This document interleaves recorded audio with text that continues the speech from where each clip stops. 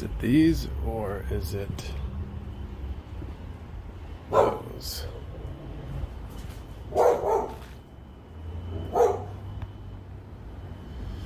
Huh. Don't know which one. Alright, so I just got off the phone with Ream tech support. The tech support's quite good with Ream, I will admit. This is the igniter. It plugs in to this. He gave me the part number. He determined that this needs to be replaced. But what also is quite funny is, see that right there?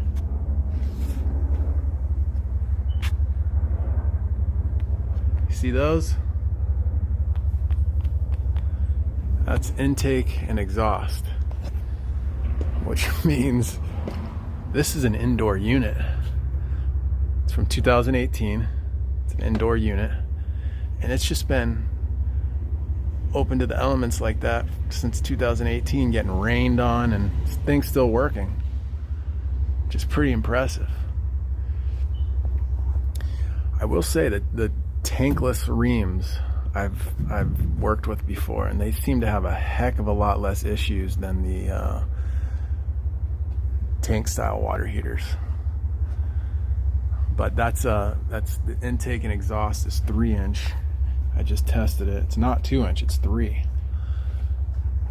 So the tech guy said, descale it, which I got, and then replace this, and then candy cane a foot away, intake and exhaust that way, and then that way.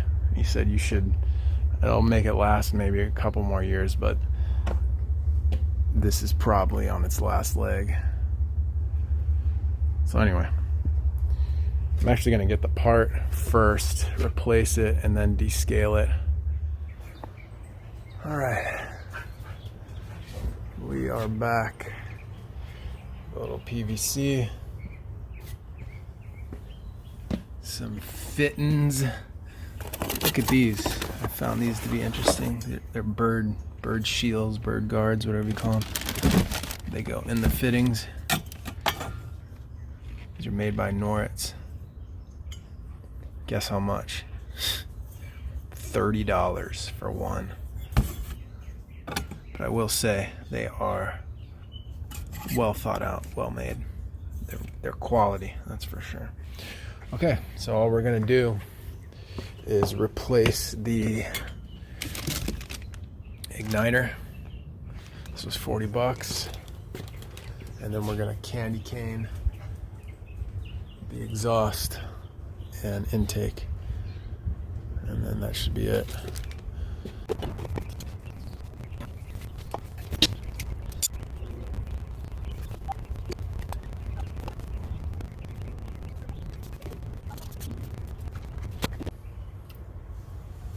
A little candy cane action.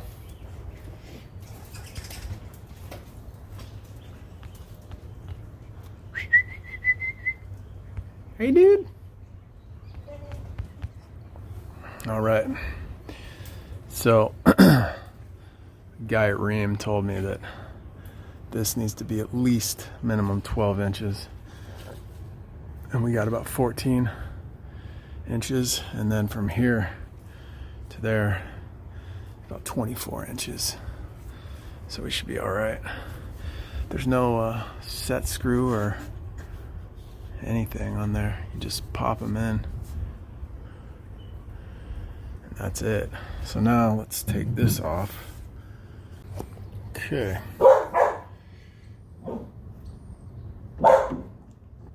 This is what he said that. Okay, here's the old piece.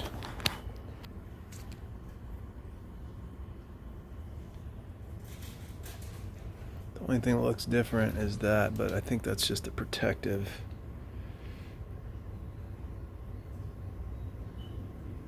coat for that covering or whatever.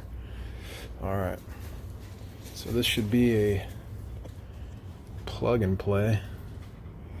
That goes, so this thing was just kind of wrapped around it.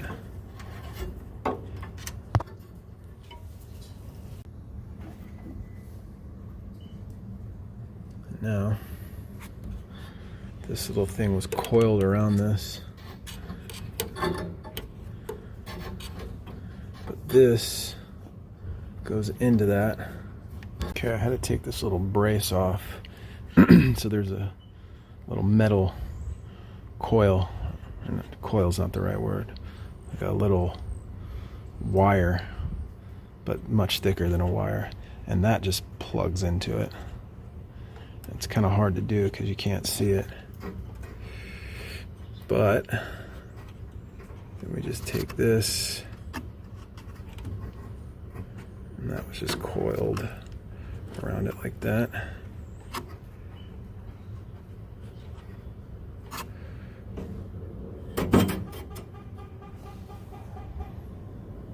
That should be it.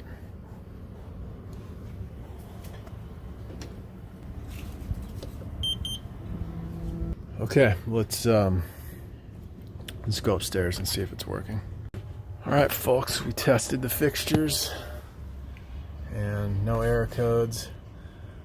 That lights up red when it's heating.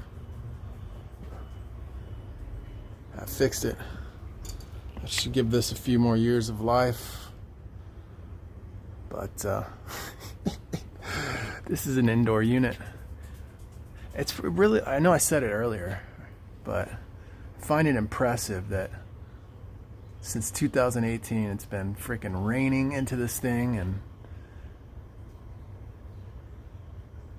you know, leaves probably falling into it, and it's been functioning all this time up until a couple days ago. The reams are, the tankless are way better than their tank style water heaters. I gotta descale this, but I forgot to bring my frickin' descaling stuff. But I gotta come back here to do a replace some trim and a shower cartridge. So while I do that, I'll let it run, the descaling. I should probably do it for all of them. But all right, that's that.